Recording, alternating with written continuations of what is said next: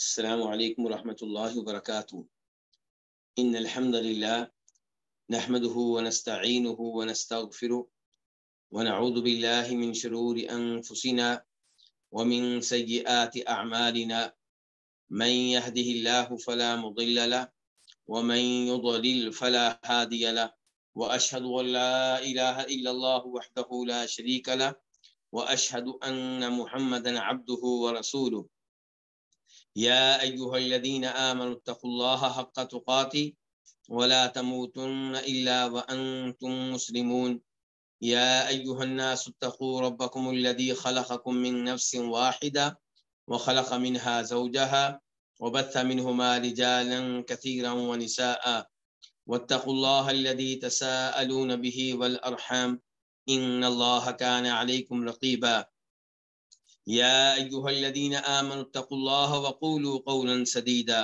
يصلح لكم أعمالكم ويغفر لكم ذنوبكم ومن يطع الله ورسوله فقد فاز فوزا عظيما أما بعد فإن خير الحديث كتاب الله وخير الهدي هدي محمد صلى الله عليه وسلم وشر الأمور محدثاتها وكل محدثة بدعة وكل بدعة ضلالة وكل ضلالة في النار۔ امام بربہاری رحمہ اللہ اپنی مشہور و معروف کتاب شرح السنہ میں فرماتے ہیں، اور یہ کتاب کا مسئلہ نمبر 69 ہے، 69۔ وَاعْلَمْ أَنَّ أَرْوَاحَ الشُّهَدَاءِ فِي حَوَاصِلِ طَيْرٍ خُضْرٍ تَسْرَحُ فِي الْجَنَّةِ وَتَأْوِي إِلَى قَنَادِيلَ تَحْتَ الْعَرْشِ وَأَرْوَاحَ الْكُفَّارِ وَالْفُجَّارِ فی بئر برہوت وہی فی سجین۔ یہ بات جان لیں کہ شہداء کی روحیں سبز رنگ کے پرندوں کے پیٹ میں اور قالب میں اور جسم میں ہوتی ہیں، وہ جنت میں کھاتی پیتی ہیں اور عرش کے نیچے لٹکی ہوئی کندیلوں میں آ کر پناہ لیتی ہیں، اور کافروں کی اور فاجروں کی روحیں برہوت نامی کنویں میں ہیں، اور یہ کنواں سجین میں ہے۔ یہ امام بربہاری رحمہ اللہ نے بتایا ہے مومن اور کافر اور فاجر قسم کی روحوں کے بارے میں کہ ان کا انجام کیا ہوتا ہے، وہ مرنے کے بعد کہاں جاتی ہیں، کہاں رہتی ہیں۔ میں اس بارے میں چند احادیث آپ کے سامنے رکھوں گا جن سے یہ مسئلہ کسی حد تک واضح ہو جائے گا، لیکن اگر آپ یہ سمجھتے ہیں کہ میں یہ مسئلہ آپ کے سامنے 100% واضح کر دوں گا تو یہ ممکن نہیں ہے۔ کیوں ممکن نہیں ہے؟ کیونکہ یہ غیبی امور ہیں۔ برزخی جہان یعنی کہ مرنے کے بعد سے لے کے روز قیامت تک اٹھائے جانے سے پہلے کا جو وقت ہے، اس کو برزخی جہان کہا جاتا ہے۔ یہ جو برزخی جہان ہے، اس کی وہی خبریں ہمیں معلوم ہیں جو ہمیں بتا دی گئی، جو نہیں بتائی گئی وہ ہم اپنی طرف سے نہیں بتا سکتے، کیونکہ یہ چیزیں عقل سے، رائے سے، اجتہاد سے، قیاس سے معلوم نہیں ہو سکتی۔ یہ غیبی امور ہیں، جس قدر اللہ نے اور اللہ کے رسول نے بتا دیے صلی اللہ علیہ وسلم، اسی قدر ہمیں معلوم ہے، اس سے زیادہ ہمیں معلوم نہیں ہے۔ جو احادیث آپ کے سامنے رکھنا چاہتا ہوں، وہ احادیث آپ کے سامنے باقاعدہ طور پہ بیان کرنے سے پہلے میں چاہوں گا کہ میں ایک خلاصہ بیان کر دوں اس موضوع کے اوپر، اور خلاصہ بیان کرتے ہوئے میں مدد لوں گا کس سے؟ امام ابن ابی العز الحنفی رحمہ اللہ سے۔ یہ وہ امام ہیں جنہوں نے مشہور و معروف عقیدہ کی کتاب عقیدہ طحاویہ کی شرح لکھی ہے۔ عقیدہ طحاویہ لکھنے والے کون ہیں؟ امام ابو جعفر طحاوی۔ یہ پہلے شافعی ہوا کرتے تھے، پھر حنفی ہو گئے، تو انہوں نے عقیدے کے موضوع پہ کتاب لکھی، اور بڑی جاندار، بڑی عمدہ کتاب ہے۔ میں یہ نہیں کہتا کہ اس کے مسائل 100% ٹھیک ہیں، کہیں غلطی انسان سے ہو جاتی ہے، لیکن مجموعی طور پہ کتاب بڑی اچھی ہے۔ بلکہ سلفی مدارس میں، سلفی دینی اداروں میں کتاب پڑھائی جاتی ہے، عقیدہ طحاویہ۔ بہت سے لوگوں نے اس عقیدے کی شرح لکھی ہے، لیکن جس شرح کو سب سے زیادہ قبولیت حاصل ہوا، یعنی کہ جو سب سے زیادہ مقبول ہوئی، وہ امام ابن ابی العز الحنفی کی ہے۔ یہ فوت ہوئے ہیں 792 ہجری میں، 792۔ اور انہوں نے یہاں پہ جب روحوں کے مسئلے کا تذکرہ کیا تو خلاصہ بیان کرتے ہوئے کہتے ہیں وَيَتَلَخَّصُ مِنْ أَدِلَّتِهَا، یعنی کہ روحوں کے بارے میں جو دلائل آئے ہیں، جو نصوص آئی ہیں، ان کا خلاصہ کیا ہے؟ کہتے ہیں خلاصہ یہ ہے کہ ان الارواح فی البرزخ متفاوتۃ اعظم تفاوت، کہ برزخ میں، یعنی کہ مرنے کے بعد روحیں جو ہیں ان کے معاملات مختلف ہیں، ایک جیسے نہیں ہیں۔ فمنہا ارواح فی اعلی علیین، کچھ روحیں جو ہوتی ہیں وہ اعلی علیین میں ہوتی ہیں، فی الملأ الاعلی، بلند و بالا لوگوں کے ساتھ ہوتی ہیں۔ یہ کن کی روحیں؟ کہتے ہیں وہی ارواح الانبیاء صلوات اللہ علیہم وسلم، یہ روحیں ہیں حضرات انبیاء کرام علیہم السلام کی۔ وہم متفاوتون فی منازلہم، اور یہ انبیاء کرام بھی اپنے مقام و مرتبہ کے لحاظ سے ایک جیسے نہیں ہیں، کسی کا مقام و مرتبہ دوسرے سے بڑھ کر ہے، کسی کا دوسرے سے کم تر ہے۔ کہتے ہیں ومنہا ارواح فی حواصل طیر خضر، اور کچھ روحیں ایسی ہوتی ہیں جو سبز رنگ کے پرندوں کے قالب میں ہوتی ہیں۔ تسرح فی الجنت حیث شاءت، جنت میں جہاں سے چاہتی ہیں کھاتی پیتی ہیں۔ وہی ارواح بعض الشہداء، اور یہ شہداء میں سے چند ایک کی روحیں ہیں، یعنی سب کی نہیں ہیں۔ لا کلہم، سب کی روحیں یہ نہیں ہے سب شہداء کی، بل من الشہداء من تحبس روحہ عن دخول الجنہ لدین علیہ، کیونکہ کئی شہید ایسے ہیں جن کی روحوں کو جنت میں داخل ہونے کا موقع نہیں ملتا۔ کیوں؟ کیونکہ ان کے ذمے قرض ہوتا ہے جو انہوں نے ادا نہیں کیا تھا، اس وجہ سے انہیں جنت میں داخل ہونے کا موقع نہیں ملتا۔ کہتے ہیں جیسا کہ مسند احمد میں آیا ہے، عبداللہ بن جاش روایت کرتے ہیں کہ ایک آدمی نبی علیہ السلام کے پاس آیا اور اس نے کہا یا رسول اللہ، اے اللہ کے رسول، مالی ان قتلت فی سبیل اللہ، اگر میں اللہ کی راہ میں شہید ہو جاؤں تو مجھے کیا ملے گا؟ قال الجنہ، آپ نے فرمایا جنت ملے گی۔ فلما ولا، جب وہ آدمی واپس چلا گیا تو قال، آپ نے کہا الا الدین، سوائے قرض کے۔ سارنی بہ جبریل آنفا، ابھی ابھی آ کر جبریل علیہ السلام نے مجھے بتایا ہے کہ اگر شہید کے ذمے قرض ہوگا تو پھر وہ جنت میں داخل نہیں ہو سکے گا۔ اس کے بعد امام ابن ابی العز الحنفی کہتے ہیں وَمِنَ الْأَرْوَاحِ مَنْ يَكُونُ مَحْبُوسًا عَلَى بَابِ الْجَنَّةِ، کچھ روحیں وہ ہوتی ہیں جنہیں جنت کے دروازے پہ روک لیا جاتا ہے، جیسا کہ اس حدیث میں ہے جس میں فرمایا نبی علیہ السلام نے رَأَيْتُ صَاحِبَكُمْ مَحْبُوسًا عَلَى بَابِ الْجَنَّةِ، کہ میں نے تمہارے ساتھی کو دیکھا ہے کہ اسے جنت کے دروازے پہ روک لیا گیا ہے۔ وَمِنْهُمْ مَنْ يَكُونُ مَحْبُوسًا فِي قَبْرِهِ، امام بربہاری، امام ابن ابی العز الحنفی کا موقف یہ ہے کہ کچھ روحیں ایسی ہیں جنہیں قبر میں روک لیا جاتا ہے، اور کچھ ایسی ہیں جو زمین پہ رہتی ہیں، اور کچھ روحیں ایسی ہیں جو زنا کرنے والے مردوں اور عورتوں کے تنور میں ہوتی ہیں، اور کچھ روحیں ایسی ہیں جو خون کی نہر میں ہوتی ہیں، اس میں وہ تیرتی ہیں اور ان کے منہ میں پتھر داخل کیے جاتے ہیں۔ کہتے ہیں کہ یہ سارے وہ امور ہیں جن کے حق میں دلائل ہمیں احادیث سے ملتے ہیں۔ تو یہ خلاصہ بتایا ہے کس نے؟ امام ابن ابی العز الحنفی رحمہ اللہ نے عقیدہ طحاویہ کی شرح لکھتے ہوئے۔ اب میں روحوں کے تعلق سے جو ہمارے پاس احادیث ہیں ان کا تذکرہ آپ کے سامنے رکھنا چاہوں گا۔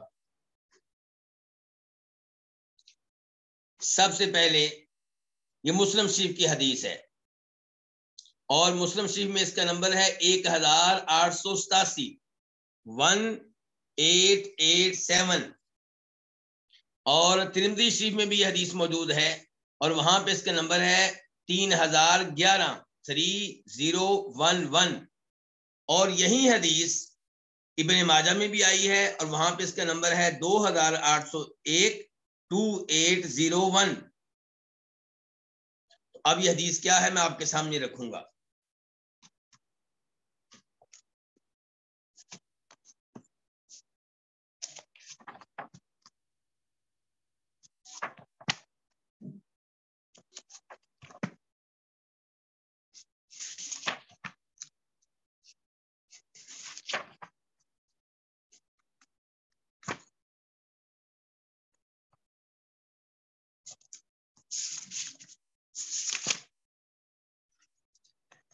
حدیث کے راوی کون ہیں؟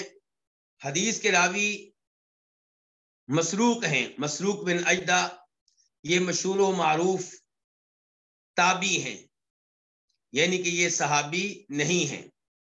یہ کہتے ہیں کہ سألنا عبد اللہ، ہم نے سوال کیا عبداللہ بن مسعود رضی اللہ تعالیٰ عنہ سے اس آیت کے بارے میں۔ تابعین سوال کر رہے ہیں کس سے؟ صحابی سے۔ کس بارے میں؟ قرآن کریم کی آیت کے بارے میں، اس کا مفہوم جاننا چاہتے ہیں، اس کی تفسیر جاننا چاہتے ہیں۔ وَلَا تَحْسَبَنَّ الَّذِينَ قُتِلُوا فِي سَبِيلِ اللَّهِ أَمْوَاتًا بَلْ أَحْيَاءٌ عِندَ رَبِّهِمْ يُرْزَقُونَ، اور آپ ان لوگوں کو جو اللہ کی راہ میں قتل ہو جائیں مردہ گمان نہ کریں، بل احیاء، بلکہ وہ زندہ ہیں، عند ربہم یرزقون، اپنے رب کے پاس زندہ ہیں، رب کے پاس ان کو رزق دیا جاتا ہے۔ تو شہداء پھر کہاں ہیں؟ رب کے پاس، اور انہیں رزق مل رہا ہے۔ یہ آیت نمبر 169 ہے، 169 سورہ آل عمران۔ اس آیت کے بعد جو آیت ہے اس میں اللہ تعالیٰ کہہ رہے ہیں فَرِحِينَ بِمَا آتَاهُمُ اللَّهُ مِنْ فَضْلِهِ، اللہ نے اپنے فضل و کرم سے جو کچھ انہیں دیا ہے اس پہ بڑے خوش ہیں۔ کون؟ شہید۔ تو اس آیت کے بارے میں سوال کر رہے ہیں مسروق اور دیگر تابعین جناب عبداللہ بن مسعود رضی اللہ تعالیٰ عنہ سے۔ تو وہ کیا کہتے ہیں؟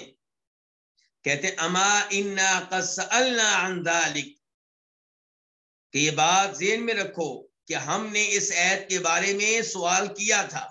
کس سے؟ نبی علیہ الصلوۃ والسلام سے۔ یہاں سے یہ بات نوٹ کرنے والی ہے، قرآن کریم کی بہترین تفسیر وہ ہے جو نبی علیہ الصلوۃ والسلام نے کی، اور اس کے بعد وہ تفسیر جو صحابہ کرام نے کی۔ کیوں؟ صحابہ کرام نے قرآن کی تفسیر سیکھی ہے کس سے؟ اللہ کے نبی علیہ الصلوۃ والسلام سے۔ کہیں پہ وہ وعدے کر دیتے ہیں کہ ہم نے تفسیر اللہ کے رسول سے لی، اور کہیں پہ وہ وعدے نہیں کرتے، لیکن آپ حسن ظن رکھیں کہ انہوں نے یہ تفسیر کس سے لی ہوگی؟ نبی علیہ الصلوۃ والسلام سے لی ہوگی۔ اور اس سے یہ بھی معلوم ہوا کہ صحابہ کرام صرف قرآن کی تلاوت پہ اکتفا نہیں کرتے تھے، بلکہ اس کے ساتھ ساتھ وہ قرآن کریم کا معنی و مفہوم سمجھنے کی بھی ہر ممکن کوشش کرتے تھے۔ فقال، عبداللہ بن مسعود کہتے ہیں کہ نبی علیہ الصلوۃ والسلام نے کہا تھا ارواحہم فی جوف طیر خضر، کہ شہداء کی روحیں سبز پرندوں کے پیٹ میں ہوتی ہیں۔ یعنی کہ شہداء کی روحوں کو جسم ملتا ہے کس کا؟ سبز رنگ کے پرندوں کا۔ سبز رنگ کے پرندوں کے پیٹ میں کیا ہوتی ہیں؟ شہداء کی روحیں۔ لہا قنادیل معلقۃ بالعرش، اور ان کے لیے کندیلیں ہوتی ہیں جو اللہ کے عرش کے ساتھ لٹکی ہوتی ہیں۔ تسرح من الجنت حیث شاءت، یہ روحیں جنت میں جہاں سے چاہتی ہیں وہاں سے کھاتی پیتی ہیں۔ دیکھیے شہید کا مقام و مرتبہ، کہ سبز رنگ کے پرندوں میں ان کی روحیں ہیں، جنت میں اڑ رہی ہیں، اور عرش کے ساتھ لڑکی ہوئی قندیلوں میں آ کر آرام کرتی ہیں. ثم تأوی الی تلک القنادیل، فرمایا کھانے پینے کے بعد کہاں آتی ہیں؟ ان قندیلوں میں آتی ہیں، وہاں پہ آ کے ٹھہرتی ہیں.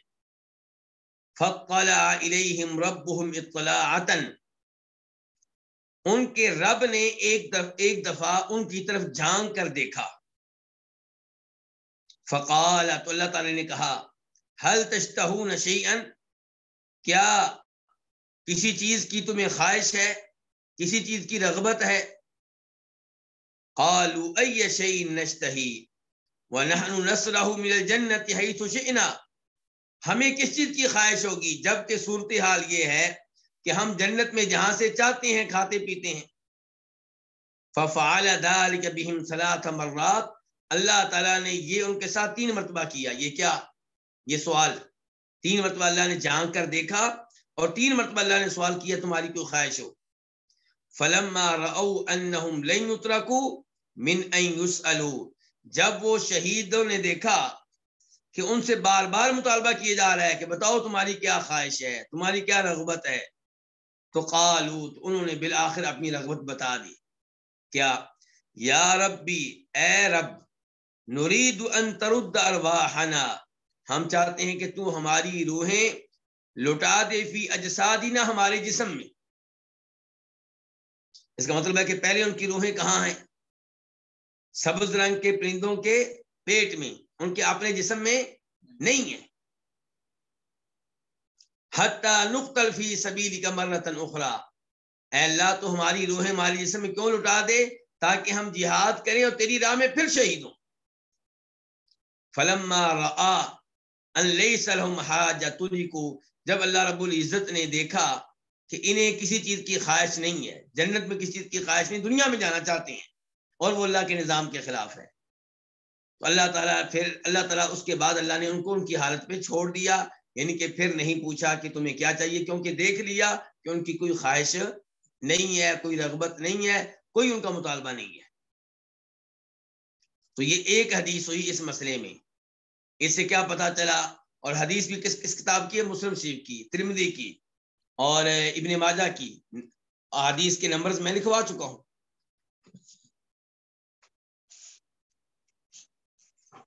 اس کے بعد ایک اور حدیث، اسے روایت کرنے والے کون ہیں؟ امام احمد. وہ اسے روایت کرتے ہیں اپنی مسند میں، نمبر ہے 2388 2388، اور ابو داؤد شریف میں اس کا نمبر ہے 2520 2520. شیخ البانی رحمہ اللہ نے اس حدیث کو حسن درجے کی حدیث، ان کے قابل قبول حدیث قرار دیا ہے. ایسی حدیث اس پہ اعتماد کیا جا سکتا ہے. اور یہاں پہ راوی کون؟ عبداللہ ابن عباس. پہلی حدیث کے راوی کون تھے؟ عبداللہ بن مسعود. اب کون؟ عبداللہ ابن عباس رضی اللہ تعالی عنہما. قال قال رسول اللہ صلی اللہ علیہ وسلم، کہتے ہیں کہ فرمایا نبی کریم صلی اللہ علیہ وسلم نے، لما اصیب اخوانکم باحد، جب احد کی لڑائی میں، احد کے میدان میں تمہارے بھائی شہید ہوئے، جعل اللہ عز وجل ارواحہم فی طیر خضر، تو اللہ نے ان کی روحیں ڈال دیں سبز رنگ کے پرندوں میں، تارد انہار الجنہ. اب یہ روحیں، یہ سبز رنگ کے پرندے جنت کی نہروں میں آتے ہیں، تاکل من ثمارها، جنت کا پھل کھاتے ہیں، وتأوی الی قنادیل من ذهب فی ظل العرش، اور عرش کے سائے میں سونے کی جو قندیلیں ہیں ان قندیلوں میں آ کر آرام کرتے ہیں، وہاں پہ آ کر ٹھہرتے ہیں. اور اس سے بھی پتا چلا کہ عرش ایک حقیقی مخلوق ہے، ورنہ اردو کے کئی ایسے مفسرین ہیں جو کہتے ہیں عرش کوئی حقیقی مخلوق نہیں ہے. عرش سے مراد کیا ہے؟ اللہ تعالیٰ کی سلطنت، اللہ کی بادشاہت. اور یہ تعویل ہے، تحریف ہے، یہ بہت بڑی غلطی ہے. جن تفاسیر میں ایسی تعویلیں پائی جائیں ان تفسیروں کو پڑھنے سے پبلک کو گریز کرنا چاہیے. فلما وجدوا طیب مشربہم ومأکلہم وحسن مقیلہم، جب انہوں نے دیکھا کہ جنت میں ان کا کھانا عمدہ، جو کچھ پیتے ہیں وہ بھی عمدہ، آرام کرنے کی جگہ اور آرام کرنے کا جو موقع ملتا ہے وہ بھی بڑا شاندار، تو کہنے لگے یا لیت اخواننا یعلمون بما صنع اللہ لنا، کاش دنیا میں موجود ہمارے مسلمان بھائیوں کو پتہ چل جائے کہ اللہ نے ہماری کتنی شاندار ضیافت کی ہے، اللہ نے ہمارے ساتھ کتنا اچھا سلوک کیا ہے۔ کیوں پتہ چل جائے دنیا والوں کو؟ لئلا یزہدوا فی الجہاد، تاکہ کہیں ایسا نہ ہو کہ وہ جہاد سے اعراض کر بیٹھیں۔ جنت میں شہداء کی روحیں، ان کی خواہش کیا ہے کہ دنیا میں موجود مسلمانوں کو پتہ چلے کہ ہمارے ساتھ اللہ نے کتنا اچھا سلوک کیا ہے۔ کیوں؟ تاکہ وہ لوگ بھی جہاد کریں، کہیں جہاد سے منہ نہ موڑ لیں، ولا ينقلوا عن الحرب، اور لڑائی سے بزدلی نہ دکھائیں۔ یہاں پہ ایک اور بات نوٹ کریں، وہ کیا کہہ رہے ہیں؟ کاش پتہ چل جائے کن کو؟ دنیا والوں کو۔ آج لوگ کیا عقیدہ رکھتے ہیں کہ مرنے والوں کی روحیں جمعرات کے دن گھروں میں آتی ہیں، روحیں آ کر ملتی ہیں گھر والوں سے، ان کے ساتھ اٹھتی بیٹھتی ہیں، جبکہ وہ وہاں پہ کیا کہہ رہے ہیں؟ کاش، اس کا مطلب یہ ہے کہ شہید ہونے کے باوجود، جنتی ہونے کے باوجود ان کا دنیا والوں سے کوئی رابطہ نہیں ہے، کوئی لنک نہیں ہے۔ یہ شہداء کی روحوں کا حال ہے جن کو زندہ کہا گیا ہے۔ اسی لیے میں خبردار کروں گا، شہداء کی جو زندگی بتائی گئی ہے یہ برزخ کی زندگی ہے، دنیا والی زندگی نہیں ہے۔ کئی لوگ کہتے ہیں جی شہداء زندہ ہیں، اس کا مطلب کیا ہے کہ ان کو پکارو، ان سے دعائیں کرو، ان کی قبروں پہ آ کے حاضری دو، ان سے شفاعت کا مطالبہ کرو۔ ہم کہتے ہیں کہ اگر یہ زندگی دنیا والی ہوتی تو شہید کی بیگم کو بیوہ کیوں کہتے ہیں؟ اگر اس کا خاوند زندہ ہے، فوت نہیں ہوا، تو اس کو بیوہ کیوں کہتے ہیں؟ اس سے کوئی اور شادی کیوں کر لیتا ہے؟ وہ اور اس کے بچے جانے والے شہید کی جائیداد کو تقسیم کیوں کر لیتے ہیں؟ اس سے پتہ چلا کہ وہ چلا گیا، فوت ہو گیا۔ جس زندگی کا تذکرہ آیا ہے وہ دنیا والی زندگی نہیں، برزخ کی زندگی۔ تو یہاں پہ یہ شہداء کیا خواہش کر رہے ہیں کہ کاش ہمارے بھائیوں کو علم ہو جائے کہ ہم کتنی خیر میں ہیں، کتنے انعامات میں ہیں۔ فقال اللہ عز وجل، تو اللہ تعالیٰ نے ان سے کہا، انا ابلغہم عنکم، میں تمہارا پیغام ان تک پہنچا دیتا ہوں۔ کون پہنچا رہا ہے؟ اللہ۔ یہ نہیں ہے کہ اللہ نے کہا جاؤ تمہیں جانے کی اجازت ہے، جمعرات کے دن اپنے گھر میں چلے جانا اور وہاں پہ گفتگو کر لینا۔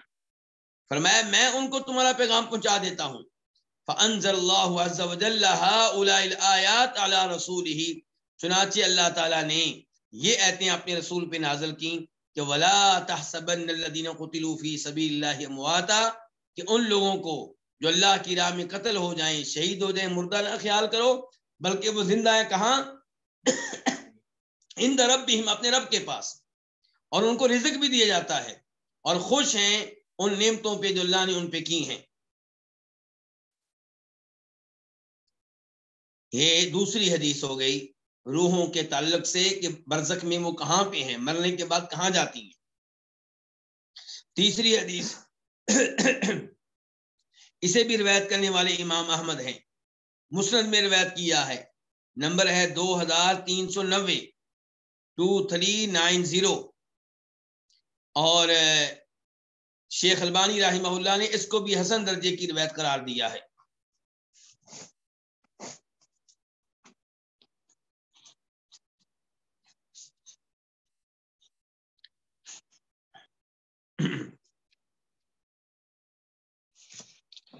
چنانچہ عبداللہ بن عباس کہتے ہیں اس حدیث میں کہ فرمایا نبی علیہ الصلوۃ والسلام نے، الشہداء علی بارق نہر بباب الجنہ فی قبۃ خضراء، شہداء جنت کے دروازے پہ ایک نہر پہ ہوتے ہیں. شہداء ایک نہر پہ ہوتے ہیں. کہاں؟ جنت کے دروازے پہ، سبز رنگ کے گنبد میں. یخرج علیہم رزقہم من الجنہ، ان کا رزق کہاں سے آتا ہے؟ جنت سے آتا ہے، صبح بھی اور شام بھی. امام ابن ابی العز الحنفی نے کیا کہا تھا کہ سارے شہداء جنت کے اندر نہیں ہوتے. انہوں نے کیا کہا تھا؟ کئی شہداء ایسے ہوتے ہیں جنہیں جنت میں جانے سے روک لیا جاتا ہے. اب میں یہ تو نہیں بتا سکتا کہ اس حدیث میں جن شہداء کا تذکرہ آیا ہے یہ کیوں جنت کے اندر نہیں جا سکے. رزق جنت سے آ رہا ہے لیکن جنت کے دروازے پہ ہیں. لیکن بہرحال اس سے پتا چلا کہ سب شہداء جنت کے اندر موجود نہیں ہوتے. یہ الفاظ پھر سن لی کہ شہداء ایک نہر پہ ہوتے ہیں جنت کے دروازے پہ، سبز رنگ کے گنبد میں. ان کا رزق صبح و شام جنت سے آتا ہے. اس کے بعد ایک اور حدیث، یہ حدیث نمبر 4 ہے اس موضوع پہ، اور اسے روایت کرنے والے امام احمد، اور مسند میں اس حدیث کا نمبر ہے 15,778 15778 اور یہی حدیث امام ابن ماجہ اپنی سنن میں لے کر آئے ہیں، اور وہاں پہ اس کا نمبر ہے 4271.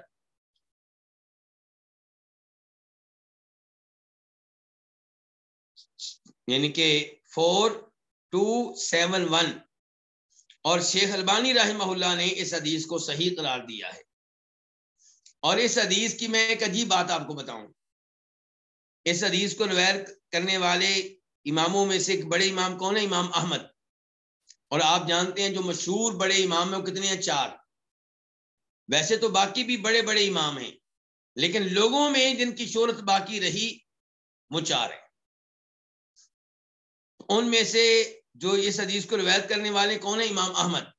اور وہ کہتے ہیں حدثنا محمد بن ادریس یعنی شافعی، کہتے ہیں ہمیں یہ حدیث بیان کی تھی امام شافعی نے. امام احمد کے استاد ہیں کون؟ امام شافعی. اور وہ کیا کہتے ہیں؟ عن مالک. امام شافعی کیسے روایت کر رہے ہیں؟ امام مالک سے. یہ تینوں امام، امام مالک، امام شافعی، امام احمد، حدیث کے میدان میں بہت آگے ہیں. امام مالک کی باقاعدہ حدیث کی کتاب ہے جسے کیا کہتے ہیں؟ موطا. امام احمد کی کتاب جسے کیا کہتے ہیں؟ مسند. امام شافعی کی احادیث بھی آپ کو امام شافعی کی کتاب الام میں آپ کو ان کی احادیث کثرت سے ملیں گی. ہر حدیث کو سند کے ساتھ روایت کرتے ہیں. تو اس لیے ان تینوں اماموں کو اور ان کے مسلک پہ چلنے والوں کو کہتے ہیں اصحاب حدیث. یہ حدیث کا بہت اہتمام کرتے تھے. ان کے مقابلے میں فقہ حنفی اپنانے والے علماء کرام کو کہا جاتا تھا اصحاب رائے. یہ اپنی رائے پہ چلتے ہیں، اپنے خیال پہ چلتے ہیں، قیاس پہ چلتے ہیں، عقل پہ چلتے ہیں. کیا مطلب؟ یعنی کہ باقی جو 3 مسلک کے لوگ ہیں وہ حدیث کو زیادہ اہمیت دیتے ہیں، لیکن فقہ حنفی کے لوگ بھی حدیث پہ چلتے ہیں لیکن کبھی کبھی احادیث کو نظر انداز کر دیتے ہیں یہ کہہ کر کہ یہ حدیث ہمارے اصولوں کے خلاف ہے. انہوں نے کئی اصول بنا رکھے ہیں. مثال کے طور پہ اسی حدیث کو لے لیں کہ لا نکاح الا بولی، نکاح تب درست ہوگا جب لڑکی کی طرف سے نکاح کرنے والا اس کا ولی ہو، اس کا باپ نہیں تو اس کا دادا نہیں ہے تو اس کا سگا بھائی. یہ اس کا نکاح کریں تب نکاح ٹھیک ہوگا. اگر وہ خود ہی نکاح کر رہی ہے بغیر ولی کے تو اس کا نکاح درست نہیں ہے. اب فقہ حنفی کے علماء کے نام کیا کہتے ہیں کہ لڑکی اگر باپ کی اجازت کے بغیر تنہا بھاگ کر نکاح کر لیتی ہے تو اس کا نکاح ٹھیک ہے. اسے ایسا کرنا نہیں چاہیے لیکن کر لے تو ٹھیک ہے. باقی علماء کرام نے کہا بھی اس معاملے میں تو حدیث ہے کہ ولی کے بغیر نکاح نہیں ہوتا. تو وہ کہتے ہیں حدیث تو موجود ہے اگرچہ اسے روایت کرنے والے 3-4 صحابہ کرام ہیں اور تم اسے صحیح بھی کہتے ہو لیکن ہمارا دل اس کے اوپر مطمئن نہیں ہے. کیوں؟ کہتے ہیں کہ نکاح تو مدینہ میں کثرت سے ہوتے تھے، یہ ہر گھر کا مسئلہ تھا. اس لحاظ سے اس موضوع پہ حدیثیں بہت زیادہ ہونی چاہیے تھی. کوئی 70 حدیثیں ہوتی ہیں، کوئی 80 ہوتی ہیں، کوئی 90 ہوتی ہیں، کوئی 60 ہوتی ہیں، 3-4 کیوں رہ گئی؟ اس لیے ہمارا دل مطمئن نہیں ہے. یہ انہوں نے اصول بنایا، جبکہ اصول غلط ہے. صحیح بات یہ ہے کہ ایک حدیث بھی مل جائے نبی علیہ الصلوۃ والسلام کی تو اس پہ عمل کرنا واجب ہے. صحابہ کرام ایک حدیث ملنے پہ سر جھکا دیا کرتے تھے. وہ یہ نہیں کہتے تھے اب ایک حدیث اور لے آؤ، دوسری لے آؤ، حتیٰ کہ یہ احادیث متواتر بن جائیں، 60 ہو جائیں، 70 ہو جائیں، 80 ہو جائیں، 90 ہو جائیں. ایسا مطالبہ وہ نہیں کرتے تھے. تو بہرحال کہنے کا مطلب یہ ہے کہ اس حدیث کی سند میں عجیب اتفاق ہے کہ تینوں امام ایک ساتھ آ گئے، امام احمد، امام شافعی اور امام مالک. اور امام مالک روایت کرتے ہیں ابن شہاب زہری سے، مشہور و معروف تابعی ہیں، بہت بڑے محدث ہیں. اور وہ روایت کرتے ہیں عبد الرحمن بن کعب بن مالک سے، مشہور و معروف صحابی کعب بن مالک کے بیٹے عبد الرحمن سے. کعب بن مالک وہی ہیں جو تبوک کی لڑائی میں پیچھے رہ گئے تھے. 3 صحابہ کرام پیچھے رہ گئے تھے، ان میں سے ایک یہ بھی تھے جن کی بعد میں توبہ نازل ہوئی تھی. اور یہ روایت کرتے ہیں عبد الرحمن بن کعب بن مالک، کہتے ہیں کہ ان کے والد کعب بن مالک بیان کیا کرتے تھے کہ فرمایا نبی کریم صلی اللہ علیہ وسلم نے انما نسمۃ المؤمن طائر، مومن کی روح، یہاں پہ شہید کا لفظ نہیں ہے، کیا ہے؟ مومن کی روح. مومن کی روح طائر ایک پرندے کی شکل میں ہوتی ہے. یعلق فی شجر الجنہ حتی یرجعہ اللہ، اور یہ مومن کی روح جنت میں رہتی ہے، کھاتی پیتی ہے جنت کے درختوں سے، یہاں تک کہ اللہ تعالیٰ اس کو اس کے جسم میں لٹا دیں گے. وہ دن آئے گا. تو یہاں سے کیا پتہ چلا؟ مومن کی روح پھر کہاں ہوتی ہے؟ پرندے کی شکل میں ہوتی ہے. اور کہاں ہوتی ہے؟ جنت میں ہوتی ہے. یہ کتنی حدیثیں ہو گئیں؟ 4. اب حدیث نمبر 5. اس کے راوی ہیں سمرہ بن جندب، اور اس حدیث کو روایت کرنے والے امام کون کون سے ہیں؟ نمبر 1 امام احمد، نمبر ہے اس کا مسند احمد میں 2231، یعنی کہ 20231. آپ کہیں گے 20,231، 2000 نہیں بلکہ 20,231، 20231. اور ابو داؤد شریف میں اس کا نمبر ہے 3,341، 3341. اور نسائی شریف میں اس کا نمبر ہے 4,685، 4685. اور شیخ البانی رحمہ اللہ نے اس حدیث کو حسن درجے کی حدیث قرار دیا ہے. تو راوی کون تھے؟ سمرہ بن جندب. کہتے ہیں کہ خطبنا رسول اللہ صلی اللہ علیہ وسلم، ہمیں ایک بار خطبہ دیا نبی علیہ الصلوۃ والسلام نے، اور فرمایا ہا ہنا احد من بنی فلان، کیا یہاں پہ کوئی فلاں قبیلے کا آدمی ہے؟ فلاں قبیلے سے نام لیا آپ نے کسی قبیلے کا، کہا کہ فلاں قبیلے سے تعلق رکھنے والا یہاں پہ کوئی آدمی ہے. فلم یجبہ احد، لوگ خاموش رہے، کسی نے جواب نہیں دیا. پھر آپ نے کہا کیا یہاں پہ فلاں قبیلے سے تعلق رکھنے والا کوئی آدمی ہے؟ تو ایک آدمی کھڑا ہو گیا، اس نے کہا انا یا رسول اللہ، میں موجود ہوں اللہ کے رسول، میرا تعلق ہے فلاں اس قبیلے سے جس کا آپ تذکرہ کر رہے ہیں. تو آپ نے کہا ما منعک ان تجیبنی فی المرتین الاولیین، میں نے 2 مرتبہ پہلے بھی آواز دی تھی، تب تو نے کیوں نہیں بتایا کہ میں موجود ہوں؟ اما انی لم انوہ بکم الا خیرا، میں نے تم لوگوں کا جو تذکرہ کیا ہے، تمہارے قبیلے کے نام لیا ہے، تو ڈرنے کی ضرورت نہیں ہے، کسی خیر کی وجہ سے میں نے تمہارا نام لیا ہے.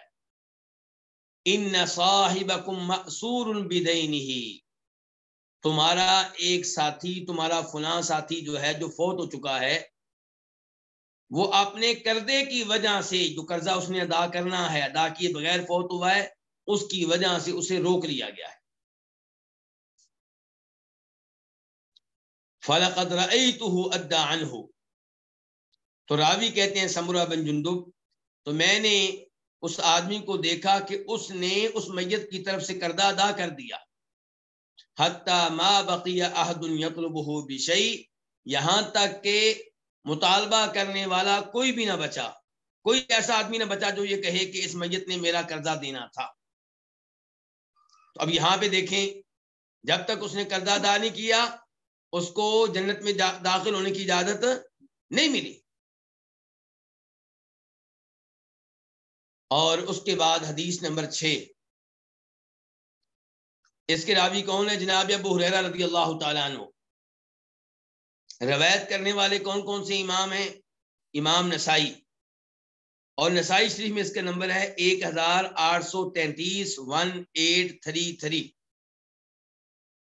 اور ابن حبان، امام ابن حبان اسے اپنی صحیح میں روایت کرتے ہیں، اور وہاں پہ اس کا نمبر ہے 3003، یعنی کہ 3003۔ اور شیخ البانی رحمہ اللہ کی جو کتاب ہے سلسلۃ الاحادیث الصحیحہ، وہ کتاب جس میں انہوں نے صحیح احادیث جمع کر دی ہیں، وہاں پہ اس کا نمبر ہے 1309 1309۔ اس کا مطلب یہ ہے کہ شیخ البانی رحمہ اللہ نے اس حدیث کو صحیح قرار دیا ہے۔ تو راوی کون ہے جناب ابو ہریرہ رضی اللہ تعالی عنہ، کہ نبی علیہ الصلوۃ والسلام نے فرمایا اذا حضر المؤمن اتته ملائکۃ الرحمہ بحریرۃ بیضاء، جب مومن کے فوت ہونے کا وقت آتا ہے تو اس کے پاس رحمت کے فرشتے آتے ہیں۔ کون سے فرشتے؟ سفید رنگ کا ریشمی لباس لے کر آتے ہیں۔ فیقولون، تو وہ کہتے ہیں اخرجی راضیۃ مرضیۃ عنک الی روح اللہ وریحان ورب غیر غضبان، روح کو مخاطب کر کے کہتے ہیں کہ اپنے جسم سے باہر نکلو، تم اپنے رب پہ راضی ہو، تمہارا رب تمہارے اوپر راضی ہے۔ فوت ہوتے وقت ہی کیا مل رہی ہے؟ خوشخبری۔ رحمت کے فرشتوں کا آنا بھی خوشخبری ہے۔ ظاہر ہے کہ میت جو ہے وہ دیکھ لیتی ہے فرشتوں کو، تو رحمت کے خوبصورت فرشتے دیکھ کے خوشخبری ملنا شروع ہو جاتی ہے۔ اوپر سے یہ پیاری پیاری گفتگو کہ نکلو اپنے جسم سے، تمہارے اوپر تمہارا رب راضی اور تم اپنے رب پہ راضی۔ نکل کے کہاں جانا ہے؟ اپنے رب کی مہربانی کی طرف، اپنے رب کی رحمت کی طرف جانا ہے، اس رب کے پاس جانا ہے جو تمہارے اوپر ناراض نہیں ہے۔ چنانچہ یہ روح نکلتی ہے اور اس سے بہترین کستوری کی خوشبو آ رہی ہوتی ہے۔ پھر اس روح کو فرشتے پکڑتے ہیں، اپنے ہاتھوں میں لے لیتے ہیں، اور ان فرشتوں سے دوسرے فرشتے، یہاں تک کہ وہ اس روح کو آسمان کے دروازے پہ پہنچا دیتے ہیں۔ روح کہاں پہنچ گئی ہے؟ آسمان کے دروازے پہ۔ ہمارا موضوع کیا ہے کہ روحیں کہاں جاتی ہیں؟ تو یہ نیک روح کہاں پہنچ گئی ہے؟ آسمان کے دروازے پہ۔ اور یہ الفاظ جو میں آپ کے سامنے رکھ رہا ہوں یہ نسائی شریف کے ہیں، اور صحیح ابن حبان میں یہاں پہ یہ الفاظ بھی آئے ہیں وَلَا يَأْتُونَ السَّمَاءَ إِلَّا قَالُوا مِثْلَ ذَلِكَ، کہ جب یہ روح آسمان کے دروازے پہ پہنچتی ہے تو فرشتے کہتے ہیں مَا أَطْيَبَ هَذِهِ الرِّيحِ، کتنی اچھی خوشبو ہے جو تمہیں زمین کی طرف سے آ رہی ہے۔ روح پر آ رہی ہے نا مومن روح، تو آسمان کے فرشتے کہتے ہیں کتنی شاندار خوشبو آ رہی ہے زمین کی طرف سے۔ اور ابن حبان میں ہے کہ ہر آسمان پہ پہنچتے ہوئے یہی الفاظ کہے جاتے ہیں۔ اس کا مطلب ہے کہ روح پہلے آسمان دوسرے آسمان اوپر جا رہی ہے۔ فَيَأْتُونَ بِهِ أَرْوَاحَ الْمُؤْمِنِينَ، تو فرشتے اس روح کو لے کر پہنچ جاتے ہیں وہاں پہ جہاں دیگر مومن روحیں ہوتی ہیں۔ تو مومن روحیں پھر نیچے ہیں کہ اوپر ہیں؟ اوپر ہیں۔ تو اب کیا ہوتا ہے؟ فرماتے ہیں نبی علیہ الصلوۃ والسلام جب یہ روح مومن روح میں پہنچتی ہے تو اس کی آمد پہ وہ ایسے خوش ہوتے ہیں جیسے کسی گھر کا آدمی ایک عرصے تک غائب رہے اور اب آئے تو گھر والے کتنے خوش ہوں گے کہ سال کے بعد یہ آیا ہے، 2 سال کے بعد آیا، 3 سال کے بعد. اس انداز سے مومن روحیں خوش ہوتی ہیں اس کی آمد پہ. فَيَسْأَلُونَهُ، اب مومن روحیں اس روح سے سوال کرتی ہیں، ماذا فعل فلان، فلاں آدمی کا کیا بنا. مومن روحیں کس سے پوچھ رہی ہیں؟ اس نئی آنے والی مومن روح سے کہ فلاں آدمی دنیا میں تھا، اس کا کیا بنا. اس کا مطلب یہ ہے کہ مومن روحوں کو بذات خود علم نہیں ہے. تو یہ عقیدہ غلط ہوا کہ مومن روحیں یا اچھی روحیں دنیا میں آتی ہیں اور ان کو پتا ہے کیا ہو رہا ہے، کون فوت ہو رہا ہے، کون ہمیں پکار رہا ہے. نہیں، کچھ پتا نہیں ہے. یہ جنتی روحیں اللہ کے ولیوں کی روحیں ہوئیں، ان کو بھی پتا نہیں ہے. یہ تو آنے والی روح سے پوچھ رہے ہیں کہ کیا بنا فلاں کا. ماذا فعل فلان فیقولون، تو پھر وہ کہتے ہیں دعوہ، اس کو چھوڑ دو. فإنه كان في غم الدنيا، کیونکہ یہ دنیا کے غموں میں تھا. اس کو چھوڑ دو، یہ دنیا کے غموں میں تھا. اس سے کیا مراد ہے؟ اس کا ایک مطلب یہ ہے کہ یہ جو نئی روح آئی ہے اس سے یہ سوال نہ کرو، کیونکہ دنیا میں یہ پریشان تھا. اب پریشان نہیں ہے. کہاں پریشان تھا؟ دنیا میں. وہاں تو اسے اپنا ہوش نہیں تھا، اس سے کیا پوچھنا ہے. یہ اس کا معنی بن سکتا ہے. دوسرا اس کا معنی یہ ہو سکتا ہے کہ جس کے بارے میں پوچھ رہے ہو اس کے بارے میں نہ پوچھو، وہ تو دنیا کی ٹینشنوں میں تھا بس. فَإِذَا قَالَ أَمَا أَتَاكُمْ، جب یہ نیا مہمان جو آیا ہے، نئی روح جو آئی ہے، جب یہ کہتی ہے جس کے بارے میں تم پوچھ رہے ہو وہ یہاں پہ نہیں پہنچا مجھ سے پہلے، یعنی کہ مطلب یہ کہ وہ تو مجھ سے پہلے فوت ہوا تھا، اس کی روح یہاں نہیں پہنچی. قالوا ذهب به الى ام الهاویہ، نہیں یہاں پہ نہیں پہنچی. اس کا مطلب یہ ہے کہ اسے اس کے جہنم والے ٹھکانے کی طرف لے جایا جا چکا ہوگا. اللہ تعالی ہم سب کو اس سے محفوظ رکھے. اللہ ہمیں ان میں سے بنائے جن کو فوت ہونے کے فوراً بعد اللہ تعالی جنتی روحوں کے ساتھ، مومن روحوں کے ساتھ ملا دیں گے. حدیث ابھی ختم نہیں ہوئی. اس کے بعد کہتے ہیں نبی علیہ الصلوۃ والسلام، وَإِنَّ الْكَافِرَ إِذَا حُضِرَ، اور جب کافر کے فوت ہونے کا وقت آتا ہے، أَتَتْهُ مَلَائِكَةُ الْعَذَابِ بِمِسْحٍ، تو عذاب کے فرشتے ایک گندا سا ٹاٹ لے کر آتے ہیں. مومن روح کو قبض کرنے کے لیے کون آئے تھے؟ رحمت کے فرشتے. کیا لے کر آئے تھے؟ سفید ریشمی یعنی کہ لباس وغیرہ لے کر آئے تھے جس میں انہوں نے روح ڈالی تھی. یعنی کہ دنیا کے لوگ بندوبست کرتے ہیں کفن کا میت کے جسم کے لیے، اور فرشتے بندوبست کرتے ہیں روح کے لیے. اب اگر اچھی روح ہے تو کیا لباس آتا ہے؟ ریشمی سفید رنگ کا لباس، اور دیگر آدی سے پتہ چلتا ہے جنت کا لباس. اور اگر یہ روح کیا ہے؟ گندی ہے، کافر ہے، یہاں پہ کافر کا لفظ آیا ہے، تو پھر عذاب کے فرشتے آتے ہیں اور کیا لے کر آتے ہیں؟ گندا سا ٹاٹ لے کر آتے ہیں اور کہتے ہیں اخرجی، اس روح کو مخاطب کر کے کہتے ہیں جسم سے باہر نکلو، ساخطۃ مسخوطا علیک الی عذاب اللہ، کہ تیرا رب تیرے پہ ناراض اور تو اپنے رب سے ناراض. نکل کے کہاں جانا ہے؟ الی عذاب اللہ، اللہ کا عذاب تیرا منتظر ہے. فتخرج کأنتنی ریح جیفۃ، تو یہ روح جسم سے نکلتی ہے اور شدید ترین مردار کی طرح اس سے بدبو آ رہی ہوتی ہے، گندے ترین مردار کی طرح اس سے بدبو آ رہی ہوتی ہے. یہاں تک کہ یہ عذاب والے فرشتے اسے زمین کے دروازے پہ لے کر آتے ہیں. کون سے دروازے پہ؟ زمین. تو وہ کہتے ہیں ما انت نہاد الریح، کتنی گندی بدبو آ رہی ہے. یہاں تک کہ فرشتے اسے کافر روحوں کے پاس پہنچا دیتے ہیں. تو اس سے پتہ چلا کہ کافر روحیں کہاں ہوتی ہیں؟ زمین پہ. زمین میں کہاں؟ یہ الگ موضوع ہے، لیکن یہ طے ہو گیا کہ ان کا انجام، ان کا ٹھکانہ کہاں پہ ہے؟ زمین پہ. اور شہداء کی روحوں کا، مومن روحوں کا ٹھکانہ کہاں پہ ہے؟ آسمانوں پہ. اور آپ جانتے ہیں جنت بھی کہاں ہے؟ اوپر ہی ہے. اب اس موضوع پہ آخری حدیث رہ گئی اور یہ بخاری شریف کی حدیث ہے. اس کے راوی بھی سمرہ بن جندب ہیں اور بخاری شریف میں اس کا نمبر ہے 1386 1386.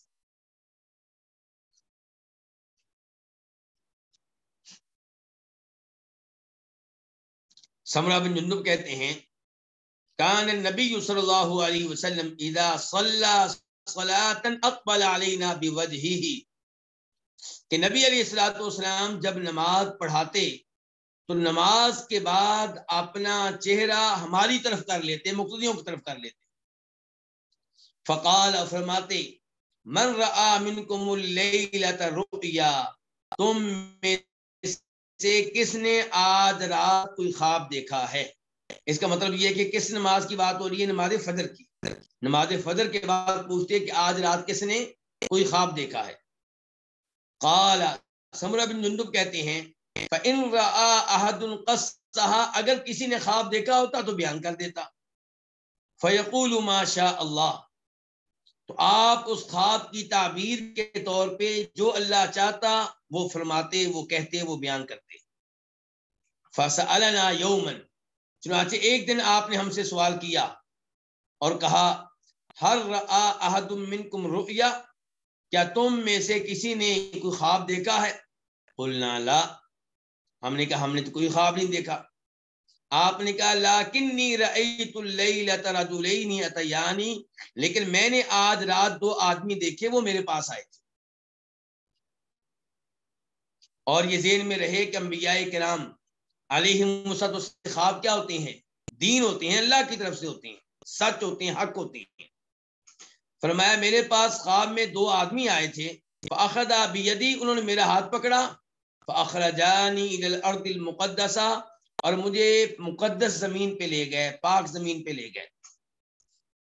فاذا رجل جالس تو اچانک ایک آدمی بیٹھا ہوا ہے، ورجل قائم بیدہ اور اس کے پاس ایک آدمی کھڑا ہے، اس کے ہاتھ میں کلوب من حدید لوہے کا آنکڑا ہے.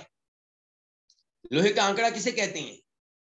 یعنی کہ لوہے کی آپ کہہ لیں ایک لمبا لوہا کہہ لیں اور اس کے ساتھ چھوٹے چھوٹے لوہے اور لگے ہوئے ہیں اس طرح کے، ان کے نوک والے.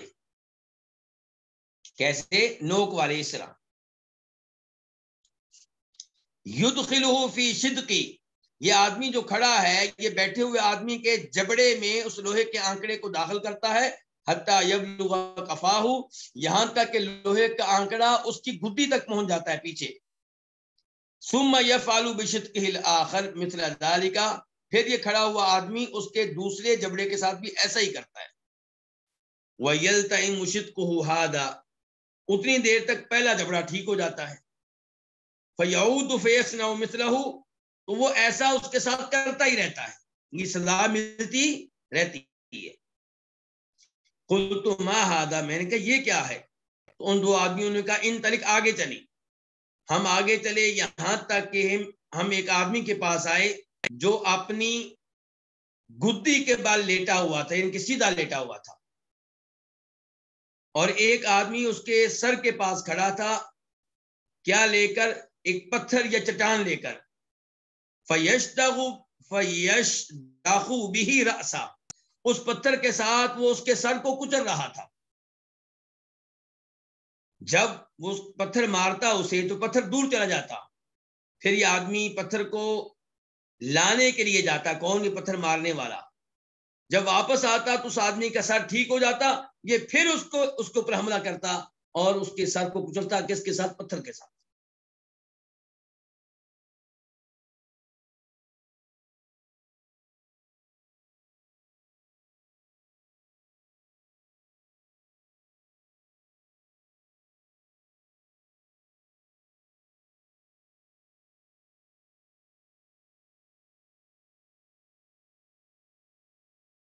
جو ہے وہ بہت وسیع کشادہ کھلا، اس کے نیچے آگ جل رہی تھی. جب وہ آگ قریب ہوتی تو یہ لوگ جو اس میں موجود تھے یہ اوپر کو اٹھتے اور یوں لگتا کہ جیسے یہ تنور سے باہر نکل آئیں گے. جب آگ ٹھنڈی ہوتی تو یہ واپس اسی گڑھے میں گر پڑتے. اور اس میں کئی مرد بھی تھے, کئی عورتیں بھی تھیں. میں نے کہا یہ کیا ہے, یہ کون ہے؟ انہوں نے کہا آگے چلیں. تو ہم چلے یہاں تک کہ ہم ایک نہر کے پاس آئے جو خون کی نہر تھی. اس میں ایک آدمی کھڑا تھا. یہ جو آدمی کھڑا تھا یہ نہر کے سینٹر میں, نہر کے کنارے پہ تھا, جیسا کہ دوسری روایت سے معلوم ہوتا ہے. اور ایک اور آدمی اس کے ہاتھ میں پتھر. تو یہ آدمی جو نہر میں تھا, خونی نہر میں, جب بھی باہر نکلنے لگتا تو وہ آدمی جس کے پاس پتھر تھا وہ اس کے منہ پہ پتھر مارتا اور اس کو واپس وہاں بھیج دیتا جہاں پہ پہلے تھا. جب بھی یہ نکلنے لگتا اس کو پتھر پڑتے. تو میں نے کہا یہ کیا ہے؟ تو مجھ سے کہا آگے چلے. پھر ہم چلے یہاں تک کہ ہم ایک باغ میں آئے, سرسبز و شاداب باغ. وہاں پہ ایک بڑا درخت اور اس کی جڑ میں ایک بزرگ بیٹھے ہوئے ہیں اور ان کے پاس کئی بچے ہیں. اور ایک اور آدمی اس درخت کے قریب ہے, اس کے آگے آگ ہے, وہ آگ کو جلا رہا ہے. تو یہ دو آدمی مجھے چڑھا کر اس درخت پہ لے گئے اور مجھے انہوں نے ایک گھر میں داخل کیا. اس سے اچھا گھر میں نے کبھی نہیں دیکھا. اس میں کئی بزرگ آدمی تھے, کئی نوجوان تھے, کئی عورتیں تھیں, کئی بچے تھے. پھر انہوں نے مجھے وہاں سے نکالا اس گھر سے اور مجھے درخت پہ چڑھایا. اب مجھے ایک اور گھر میں لے گئے جو پہلے سے بھی اچھا, پہلے سے بھی عمدہ تھا, اور وہاں پہ بھی کئی بزرگ اور کئی نوجوان تھے. میں نے کہا پوری رات تم لوگ مجھے چکر لگواتے رہے ہو, مجھے بتاؤ اس کے بارے میں جو میں نے دیکھا یہ کیا چیز تھی, کیا معاملہ تھا؟ انہوں نے کہا کہ جہاں تک تعلق ہے اس آدمی کا جس کے جبڑے کو چیرا جا رہا تھا, تو یہ وہ جھوٹا آدمی ہے جو جھوٹ بیان کرتا تو یہ جھوٹ پوری دنیا میں پھیل جاتا اور اس کو یہ سزا قیامت تک ملتی رہے گی. آج کل کے ٹی وی اینکر جو ہیں وہ اس کی مثال بن سکتے ہیں اگر وہ جھوٹ بولتے ہیں. تو جو اینکر جھوٹ بولتا ہے, آپ یہ جانتے ہیں کہ ٹی وی کے ذریعے اس کا جھوٹ کہاں پہنچتا ہے, دنیا کے کونے کونے تک پہنچتا ہے. تو ان